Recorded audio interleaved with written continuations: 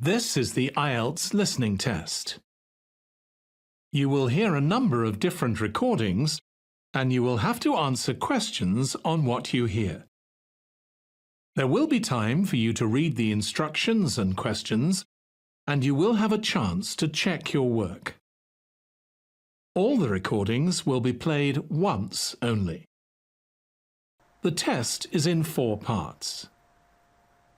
At the end of the test, you will be given 10 minutes to transfer your answers to the answer sheet. Now turn to Part 1.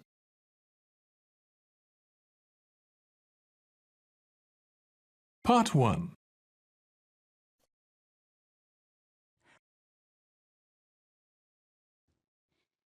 You will hear a man who runs a recruitment agency talking to a young woman looking for a job. First, you have some time to look at questions 1 to 6.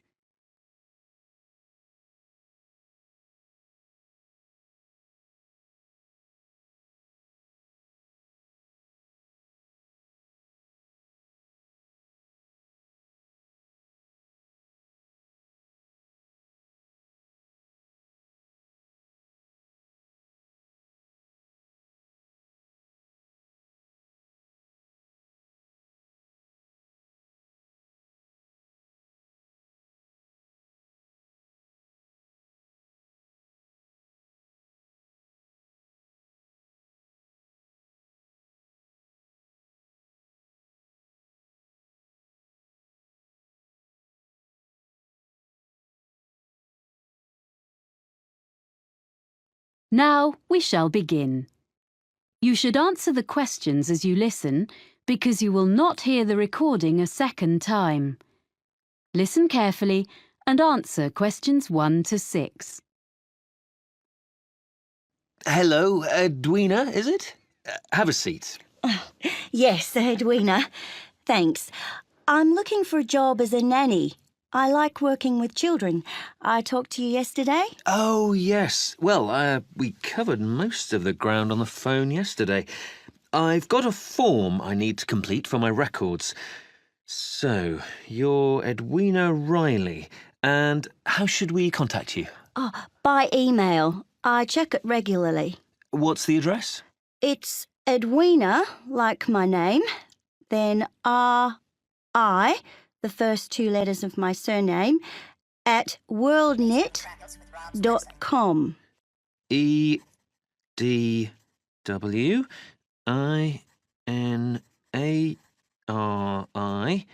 at worldnet.com? Yes. Good. And you're from Australia? Actually, I'm a New Zealander. Oh, I'm sorry. I bet it's really irritating being told you're an Australian. Like Canadians being asked what part of the States they're from. I'm used to it. It happens to us all the time. And now, you said on the phone that you could bring me some references. One from someone who's known you in a professional capacity and one personal one. Oh, yeah. Here's one from John Keane, who was the manager at the Play Centre in Wellington, where I worked for 3 years after I left school. It's got all his contact details on. Thank you. So, this was your last employer? Yes, apart from a bit of waitressing recently, but that was just temporary. I'm sure John will answer any questions if you contact him. We do run checks, yes.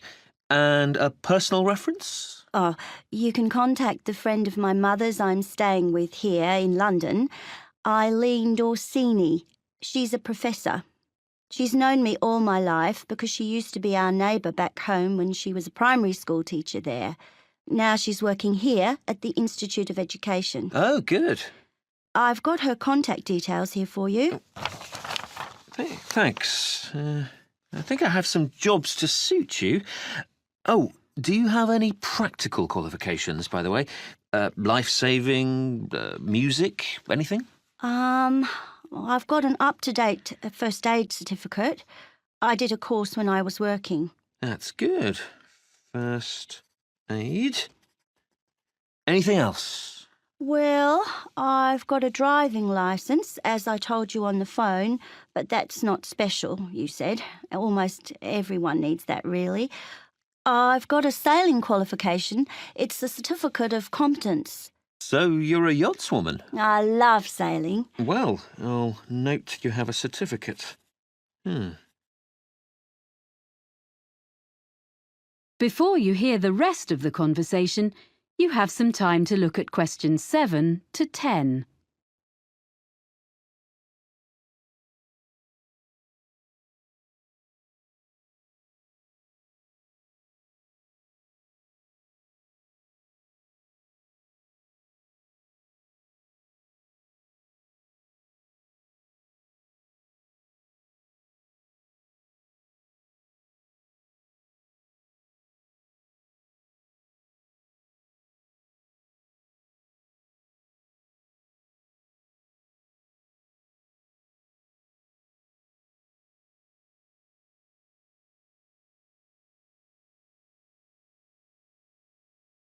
Now listen and answer questions 7 to 10.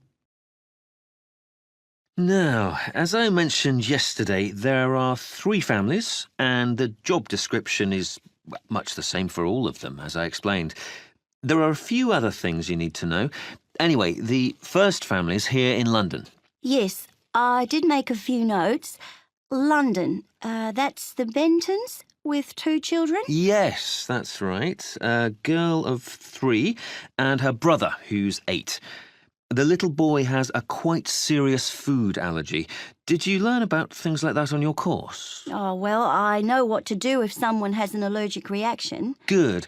But what they mainly want is someone with an interest in sport, as, well, that's the kind of family they are. Oh, that's okay. I'll enjoy that. Good. Now, the next people are in the country near Oxford. Oh, yeah, the Grangers? Yeah, so they have twin boys of 5 who are a bit of a handful, I suspect. But it's a lovely place, quite a grand house, and the family is extremely welcoming. They keep horses. Do you ride? I did when I was younger. I like animals generally. Well, animal lover was their special request, so you'd be fine there. The last family... Yes? I don't think I told you. They live in Scotland. Really? What's their name? Campbell. Oh, yes. And they have 4 girls under 10? That's it. They have a lovely city flat, and they own a small island. Wow! Actually, you might get on with them very well. They particularly wanted someone who would be prepared to cook when they go camping on the island. Camping would really suit me, and I'm used to taking my turn doing the food, but it is a long way from London. Yeah, well, you can think about it. Then, as soon as I've checked your references, we can arrange for you to talk to all of the families. Right. Thanks very much. Thank you. I'll email you as soon as I can.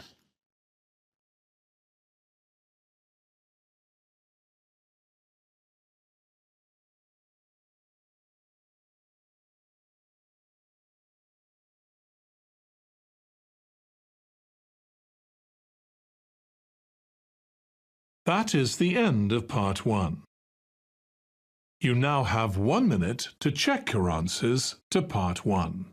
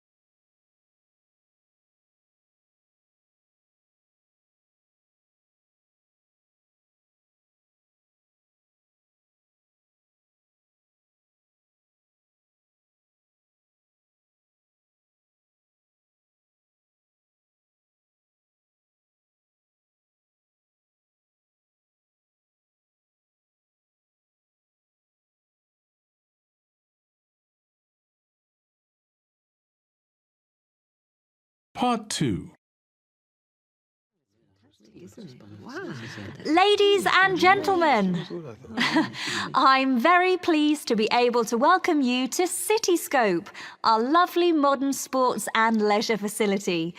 I've brought you up to the rooftop cafe on top of the stadium so that you can enjoy the view while I explain briefly what we have here and point out to you the major features of the site. Then we'll go round and have a look at ground level. Oh, that'd be interesting. I'm glad. We're extremely proud of this new facility. You see, when the project was first discussed, we expected that a multinational company would give us half our funding, and the central government grant would make up most of the rest, with a smaller contribution from local business. Well, we'd got quite far into the planning stage when the multinational pulled out, and both central and local government decided they couldn't afford anything. So we ended up with a beautiful project, a small amount of sponsorship promised by local organisations, and nothing else. We thought we'd never build it, but at the last moment we had an amazing donation of several £million from a national transport company, and that got us going again. And we managed to get all the rest from local fundraising. There's hardly a street in the city that hasn't made its contribution one way or another. So there's a true sense of local ownership here. So this is what we got. We wanted a new stadium because the 1950s football stadium is on the other side of town and is shortly due to be pulled down and built over. This site was the old airport, with some playing fields on one side of it and a few buildings from the 1930s when the airfield first opened. So we were able to plan a new stadium with plenty of room for all the things people wanted. The playing fields have been upgraded and refenced, so they are now a set of top-quality outdoor pitches for amateur football, hockey and so on. We have both sports and other entertainments here. We want to encourage all kinds of people onto the site and hope some of them may come to use the cinema or the cafe and end up trying the fitness centre. These are all grouped together. The cafe is in the original 1930s passenger hall, and the architects have managed to retain some of the elegant style of the building. The other buildings, like the control tower, which would have made a great feature, and the aircraft hangars, which we had hoped might house the fitness centre, were unfortunately not structurally sound enough to preserve. So everything else is newly built, opened in 2010. Before you hear the rest of the talk, you have some time to look at questions 15 to 20.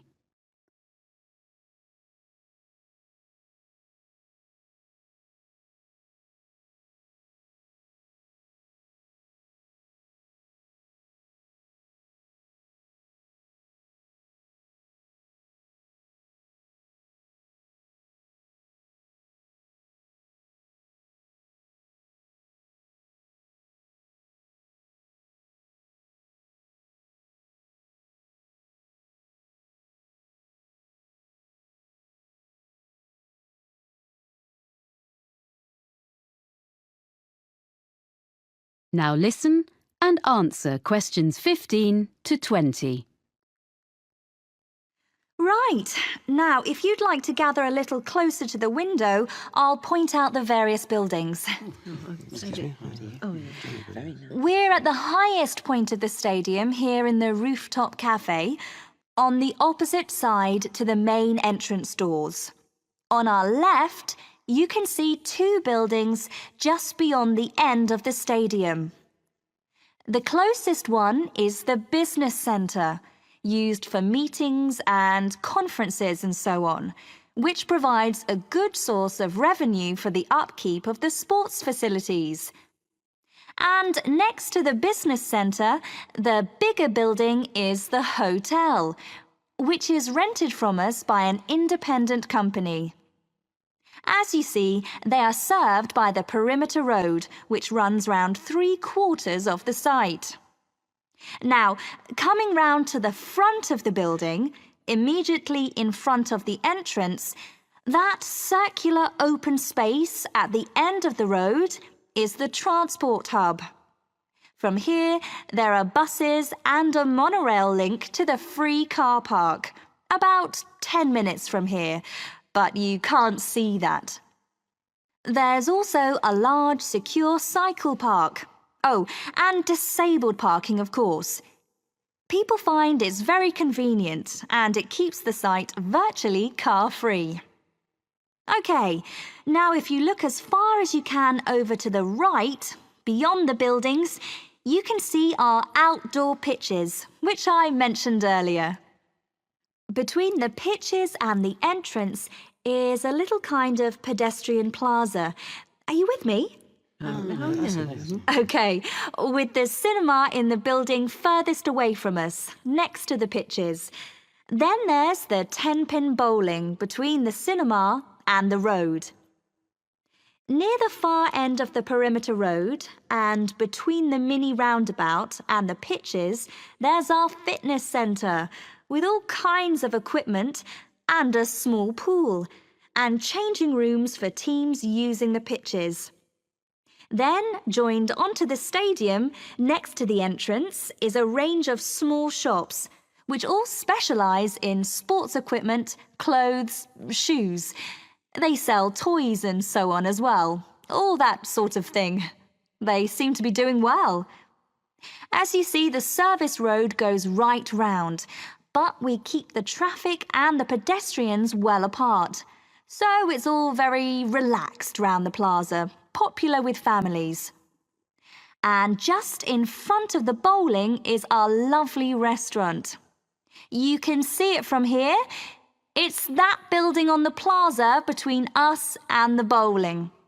It's open all day and in the evenings. There's quite a queue there at weekends, I'm pleased to say. So, now you've got the layout, we can go and have a closer look at everything. Oh, nice.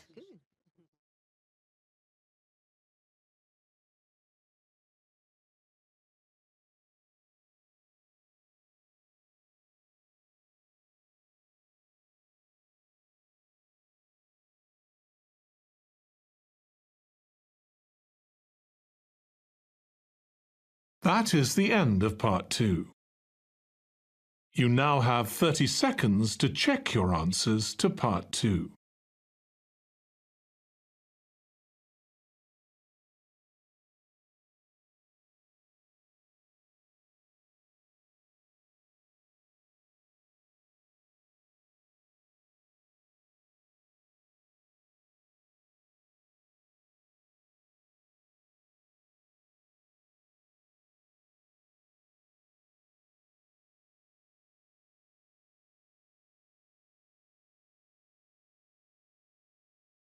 Part 3.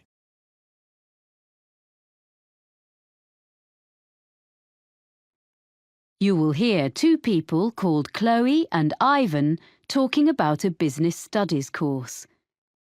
First, you have some time to look at questions 21 to 25.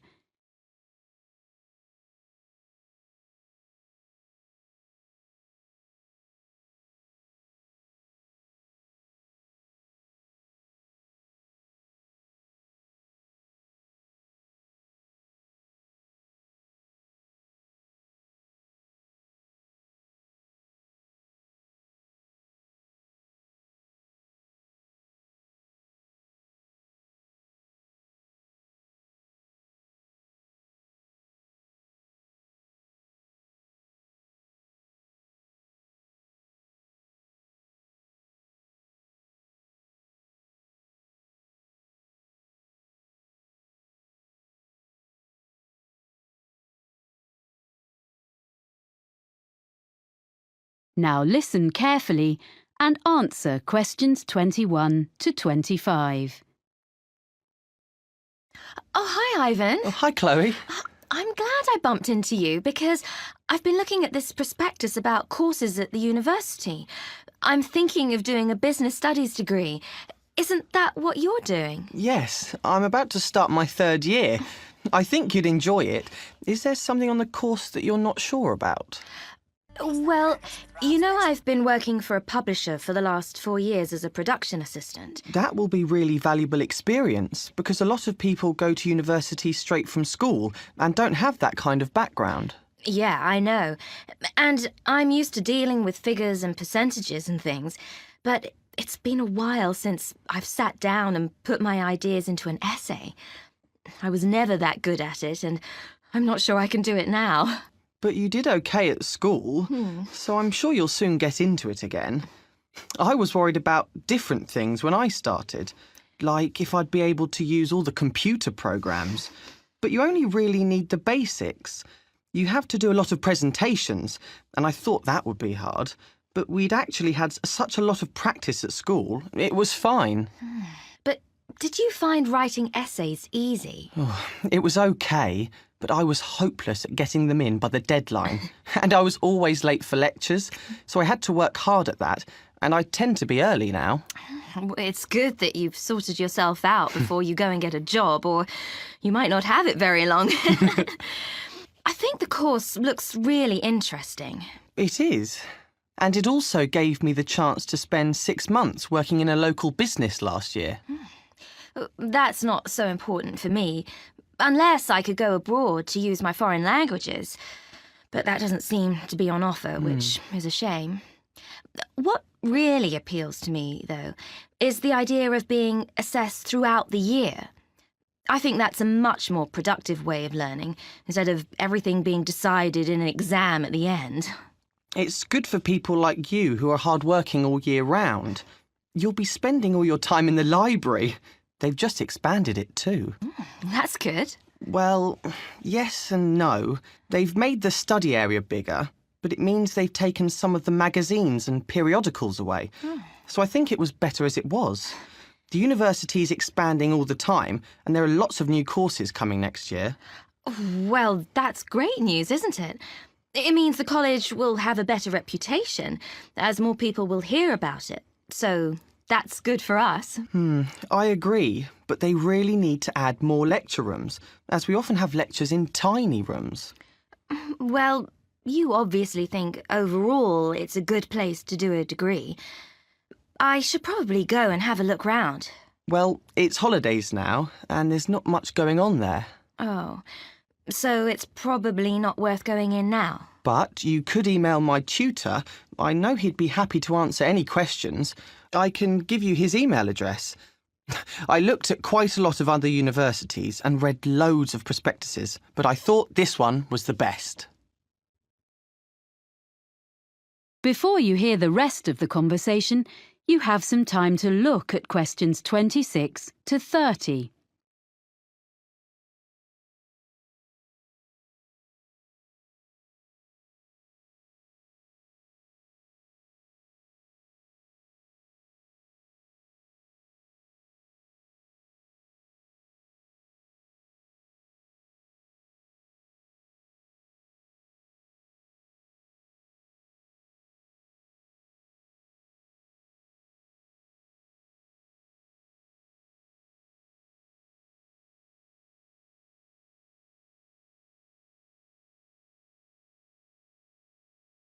Now listen and answer questions 26 to 30. I was a bit unsure about all the different subjects you can choose on this course. Well, I can tell you a bit about them.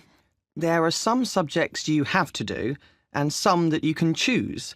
The most interesting course I've done is public relations. From what I've read, it doesn't look very demanding. Some of it is really just common sense. But it will be really useful if you want to go into marketing or advertising. That's true. But I need to find out a bit more about it first before I decide if it will really help me. It's difficult to tell from the prospectus. But you are interested in marketing? Oh, yes.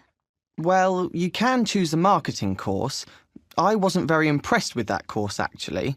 The tutor didn't make it very interesting. It's good to put on your CV that you've done a marketing course, though. So that would be a definite for me, and maybe I'd get a different tutor. What other courses did you choose?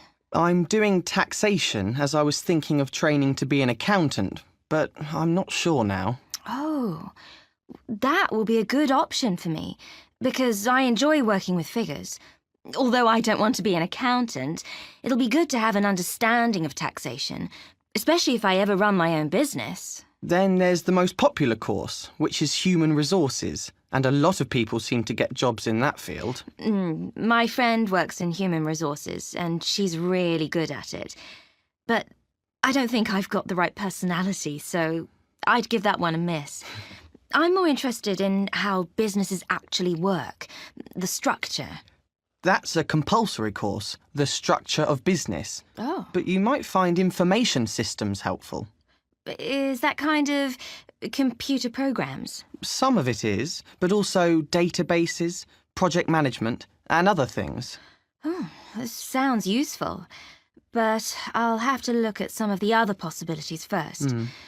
You know, Ivan, this course sounds as though it would suit me. I'm going to apply.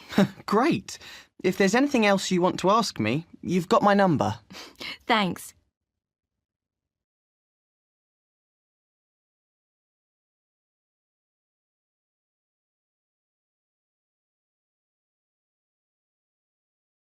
That is the end of part 3. You now have 30 seconds to check your answers to part 3.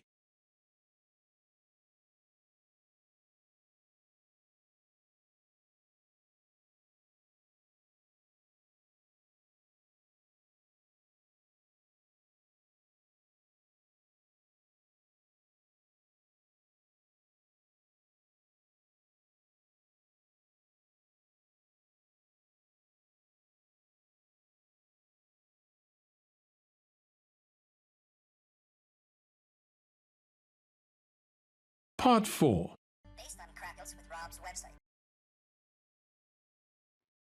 You will hear a talk by a meteorologist about weather forecasting. First, you have some time to look at questions 31 to 40.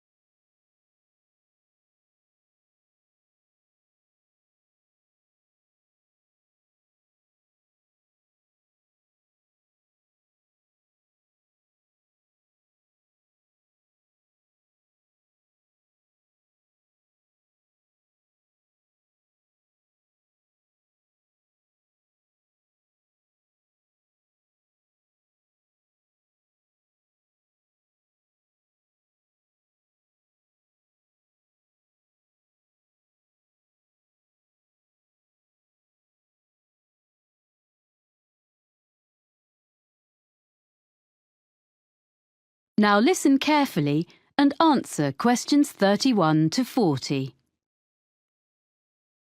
I work for the National Weather Service, and as part of your course on weather patterns, I've been asked to talk to you about how we predict the weather.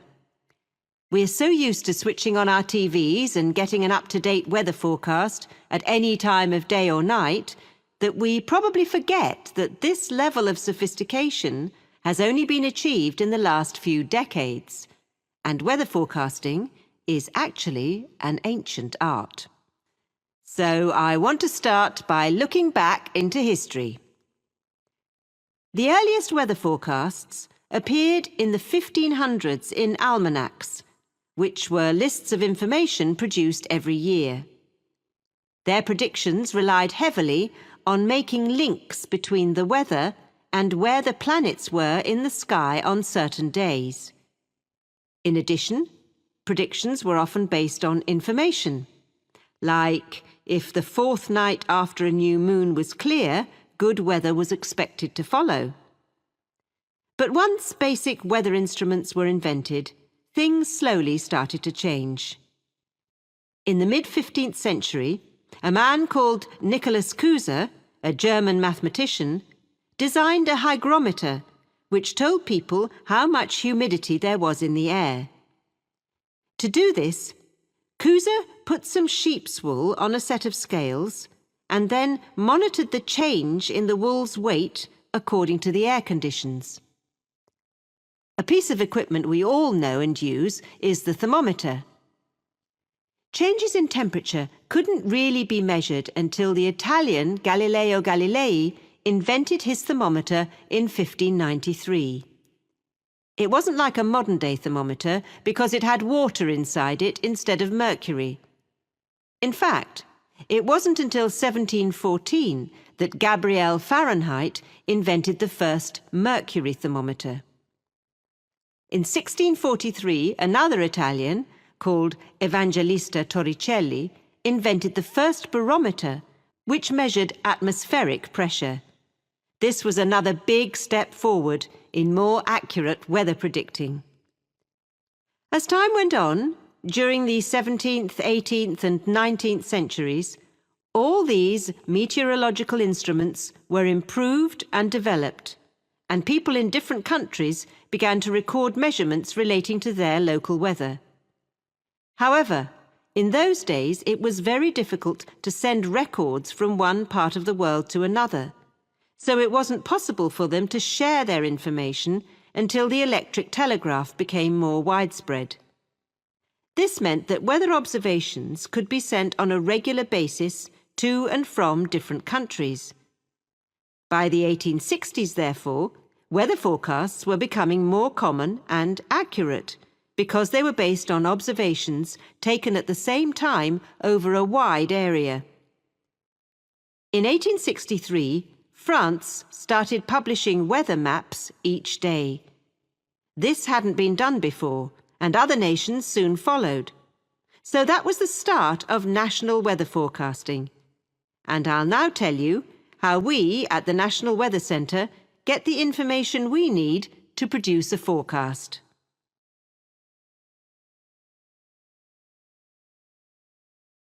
Even today, one of the most important methods we use is observations, which tell us what the weather is doing right now. Observation reports are sent automatically from equipment at a number of weather stations in different parts of the country.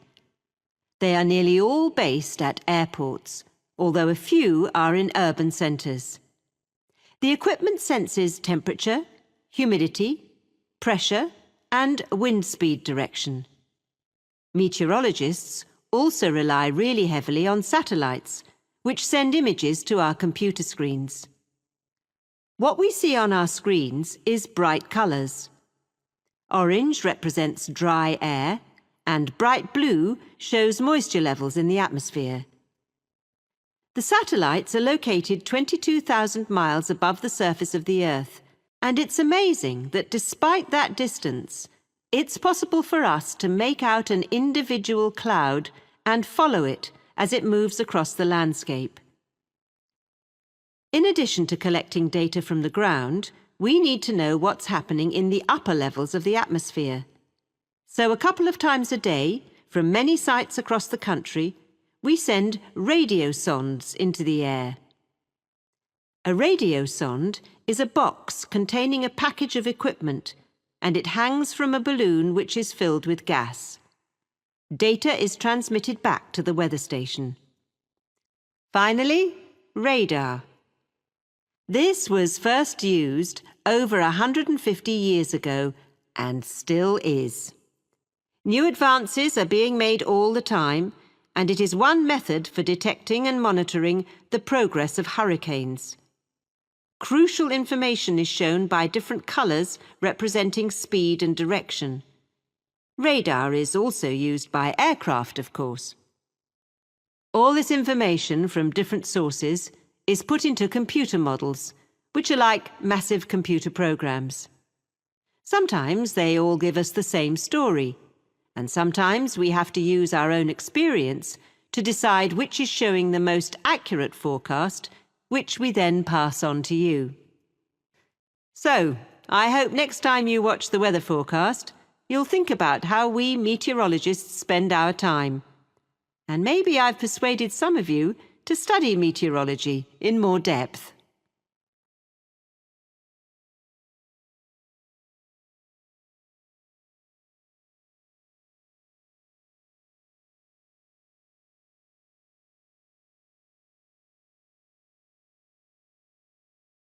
That is the end of Part 4.